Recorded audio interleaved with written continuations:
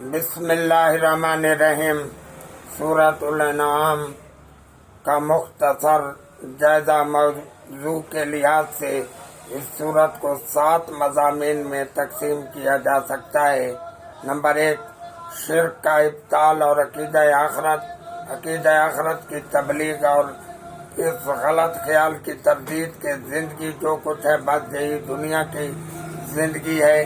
جاہلیت کے ان توہمات کی تردید جن میں لوگ مبتلا تھے، ان بڑے اصول اخلاق کی تلقین جن پر اسلامی سوسائٹی کی تعمیر حیات ہے، اور رسول اکرم صلی اللہ علیہ وسلم اور آپ صلی اللہ علیہ وسلم کی دعوت کے خلاف لوگوں کے اعتراضات کا جواب۔ طویل جدوجہد کے باوجود دعوت کے نتیجہ بر نہ آنے پر حضرت صلی اللہ علیہ وسلم اور عام مسلمانوں میں اضطراب اور دل شکستگی کی کیفیت پیدا ہو رہی تھی۔ اس پر تسلی دی گئی ہے۔ منکرین اور مخالفین کو ان کے غفلت اور سرشاری پر نصیحت اور تنبیہ۔ جب یہ صورت نازل ہوئی تو اللہ کے رسول صلی اللہ علیہ وسلم اسلام کی طرف دعوت دیتے ہوئے 12 سال گزر چکے تھے۔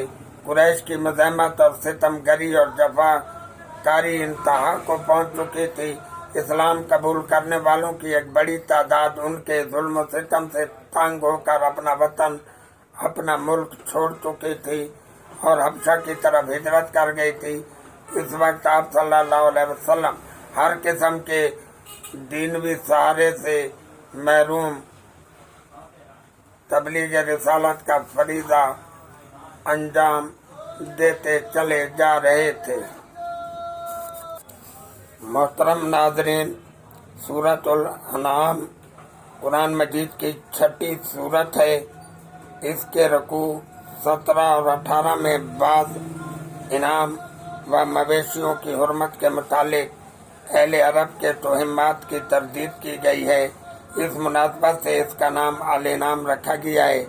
ترتیب نزول کے لحاظ سے یہ بہت پہلے کی مکی صورت ہے۔ اس میں 20 رکوع اور 166 آیات ہیں۔ اس کا اصل موضوع توحید الہی بیان کرنا ہے۔ حضرت ابن عباس رضی اللہ تعالیٰ عنہ کی روایت ہے کہ یہ پوری صورت مکہ میں بیک وقت نازل ہوئی تھی۔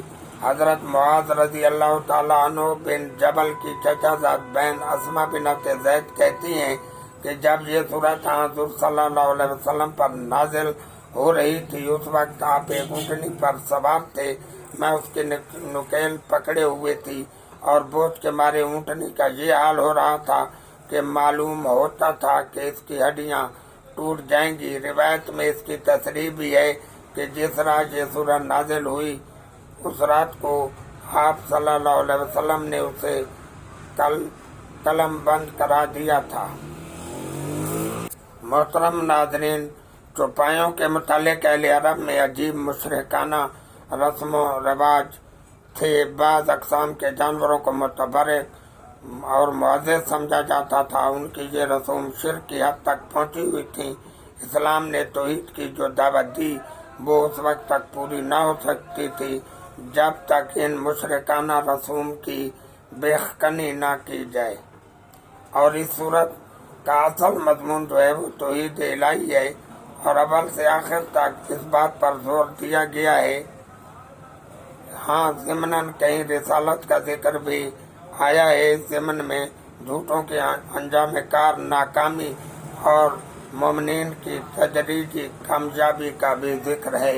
اللہ تعالیٰ ہمیں قرآن کریم پڑھنے کی سعادت عطا فرمائے۔ ہم روزانہ اس کا مطالعہ کریں اور اس کو سمجھیں، اس پر عمل کریں۔ وما علینا الا البلاغ المبین۔